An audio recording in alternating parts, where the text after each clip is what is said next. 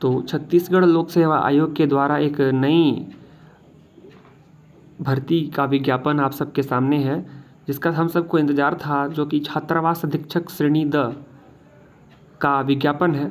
तो इसके लिए प्रेस विज्ञप्ति जारी कर दी गई है, विज्ञापन विभागीय विज्ञापन जो है जारी कर दिया गया है। तो इसके लिए आवेदन करने की तिथि 20 मई 2023 से 8 जून 2023 तक निर्धारित है। 20 मई 2023 से 8 जून तक हम छत्तीसगढ़ लोक सेवा आयोग की वेबसाइट पर जा कर के छात्रावास अधीक्षक हेतु आवेदन कर सकते हैं। इसके बाद में हम जो आरक्षण के बारे में देखते हैं कि वर्गवार आरक्षण जो है इस पोस्ट के लिए वह कितना है। तो सबसे पहले कुल रिक्तियों की वर्गवार संख्या हम देखें तो छात्रावास अधीक्षक श्रेणी द के लिए अनारक्षित 210 पद हैं, अनुसूचित जाति के लिए 60 पद हैं, अनुसूचित जनजाति के लिए 160 पद हैं और अन्य पिछड़ा वर्ग के लिए 70 पद आरक्षित हैं। इसके अलावा इसके साथ ही जो इसमें से जो पोस्ट है उसमें महिलाओं के लिए अनारक्षित 63 और अनुसूचित जाति के लिए 18, अनुसूचित जनजाति के लिए 48, अन्य पिछड़ा वर्ग के लिए 21 पद आरक्षित है। भूतपूर्व सैनिकों के लिए आरक्षित पद हैं अनारक्षित 21, अनुसूचित जाति 6, अनुसूचित जनजाति 16, अन्य पिछड़ा वर्ग 7। कुल 500 पदों पे जो भर्ती होनी है।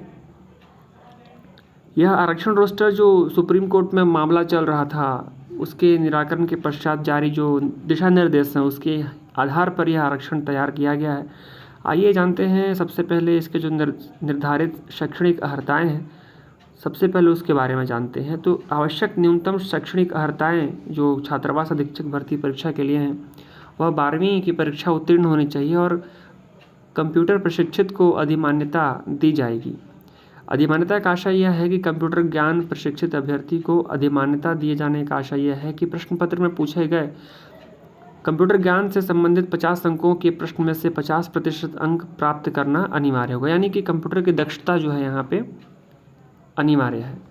इसके बाद परीक्षा की अवधि आप चयनित अभ्यर्थी की नियुक्ति 3 वर्ष की परीक्षा पर की जाएगी और प्रथम वर्ष में निर्धारित वेतनमान का 70%, द्वितीय वर्ष में निर्धारित वेतनमान के न्यूनतम का 80% और तृतीय वर्ष में उस पद के वेतनमान का न्यूनतम 90% मानदेय आपको दिया जाएगा। परीक्षा की अवधि की समाप्ति पर जब वह सेवा या पद पर स्थायी किया जाता है तब शासकीय सेवक का वेतन उस सेवा या पद को लागू समयमान का न्यूनतम नियत किया जाएगा। इसके बाद हम देखते हैं कि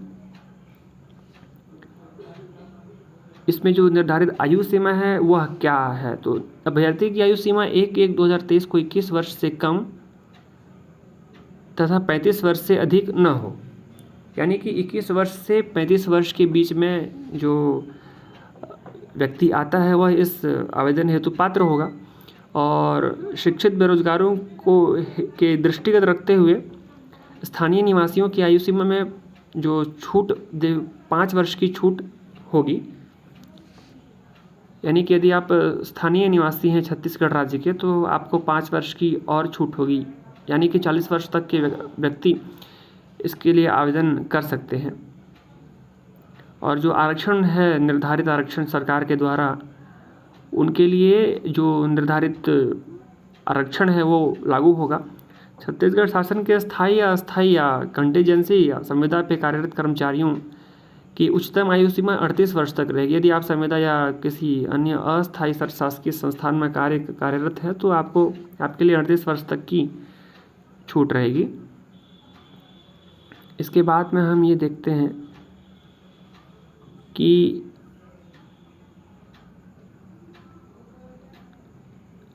इसमें एक नियोक्ता का अनापत्ति प्रमाण पत्र बहुत ही इम्पोर्टेंट है। यदि आप कहीं पर कार्यरत हैं संविदा या फिर किसी निगम या मंडल में कार्यरत है तो आप उस विभाग से अनापत्ति प्रमाण पत्र जरूर ले लें, इसके पश्चात ही आवेदन करें।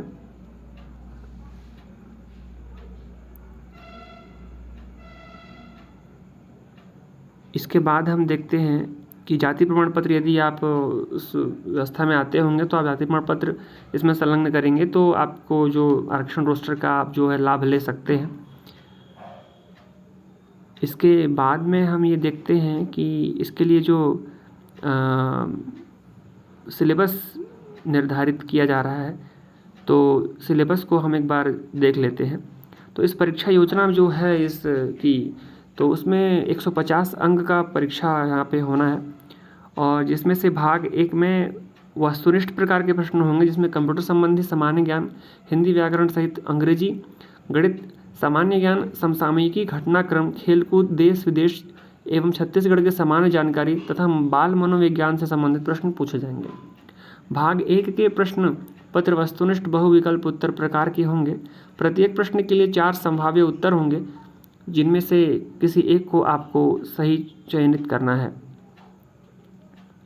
परीक्षा में सम्मिलित अभ्यर्थियों में से मेरिट के आधार पर चयन प्रक्रिया पूर्ण की जाएगी। इसके बाद में हम ये देखते हैं कि सिलेबस एक बार देख लेते हैं।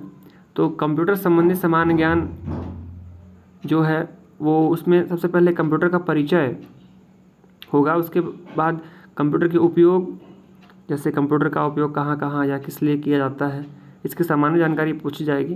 कंप्यूटर के प्रमुख भाग CPU, input device, output device की सामान्य जानकारी पूछी जाएगी। प्रिंटर के प्रकार, ऑपरेटिंग सिस्टम के नाम, वर्ड प्रोसेसर, स्प्रेडशीट एवं प्रेजेंटेशन के प्रयोग के बारे में प्रश्न पूछे जाएंगे। इंटरनेट के उपयोग, एंटीवायरस, मल्टीमीडिया के उपयोग, CD DVD से संबंधित सामान्य जानकारी के प्रश्न पूछे जाएंगे। गूगल अल्टाविस्ता, यूट्यूब की सामान्य जानकारी, सर्च इंजन की वांछित जानकारी कैसे प्राप्त की जाए, इसकी सामान्य जानकारी से संबंधित प्रश्न पूछे जाएंगे। भाग 2 में हिंदी व्याकरण से संबंधित प्रश्न पूछे जाएंगे, जैसे स्वर, व्यंजनी, लिंग, वचन, संज्ञा, सर्वनाम, समास, संधि, स्वर, व्याकरणिक अशुद्धियाँ, शब्द रचना, शब्द प्रकार, पर्यायवाची, विलोमार्थी, अनेकार्थी शब्द, मुहावरे एवं लोकोक्तियाँ। अंग्रेजी से संबंधित प्रश्न में number, gender, article, pronoun, adjective, verb और कंजंक्शन, प्रीपोजिशन के बारे में प्रश्न पूछे जाएंगे। साथ ही एक्टिव वॉइस, पैसिव वॉइस से संबंधित प्रश्न पूछे जाएंगे। Vocabulary, synonym, antonym, one word substitution और स्पेलिंग्स के बारे में भी प्रश्न पूछे जाएंगे। गणित की बात करें तो इकाई 1 में महत्तम समापवर्तक और लघुत्तम समापवर्तक, यानी कि महत्तम समापवर्तक और लघुत्तम समापवर्तक क्या है, इससे प्रश्न संबंधित प्रश्न पे के बारे में चर्चाएं प्रश्न पूछे जाएंगे। औसत, प्रतिशत, चाल, समय, दूरी आदि से संबंधित प्रश्न पूछे जाएंगे। सामान्य ब्याज, लाभ हानि अनुपात, समानुपात, प्रतिशतता, जन्म व मृत्यु दर, जनसंख्या वृद्धि, ह्रास आदि से संबंधित प्रश्न पूछे जाएंगे। इकाई 3 में रेखा तथा कोण, समतलीय आकृतियाँ। इकाई 4 में समतलीय आकृतियों के क्षेत्रफल, त्रिभुज, आयत, ठोस की मांगे आदि से संबंधित प्रश्न पूछे जाएंगे। सामान्य ज्ञान जो कि एक बहुत ही महत्वपूर्ण भाग है, हर परीक्षा में से संबंधित प्रश्न पूछे जाते हैं। इसमें भारतीय राजनीतिक व्यवस्था या संविधान से संबंधित, दूसरे भाग में भारतीय इतिहास या राष्ट्रीय आंदोलन से संबंधित प्रश्न, भूगोल जो सामान्य भूगोल है, इसके बाद में भारतीय अर्थव्यवस्था और उसके बाद सामान्य विज्ञान से संबंधित प्रश्न पूछे जाएंगे। उसके पश्चात समसामयिक, घटनाक्रम, खेलकूद, देश विदेश से भी इसमें 15 अंकों के कुल 15 प्रश्न होंगे। छत्तीसगढ़ की बात करें तो इसमें 20 अंकों के लिए कुल 20 प्रश्न होंगे, इसमें छत्तीसगढ़ से संबंधित प्रश्न पूछे जाएंगे। और बाल मनोवैज्ञानिक में 10 प्रश्न होंगे जो कि बाल मनोविज्ञान से संबंधित होंगे। तो ये थी कुछ इम्पॉर्टेंट अपडेट छत्तीसगढ़ लोक सेवा आयोग के द्वारा आयोजित छात्रावास अधीक्षक भर्ती परीक्षा के बारे में। तो निर्धारित समय सीमा जो कि 20 मई 2023 से 8 जून 2023 तक है, में आप आवेदन कर लें और इस परीक्षा की तैयारी करें।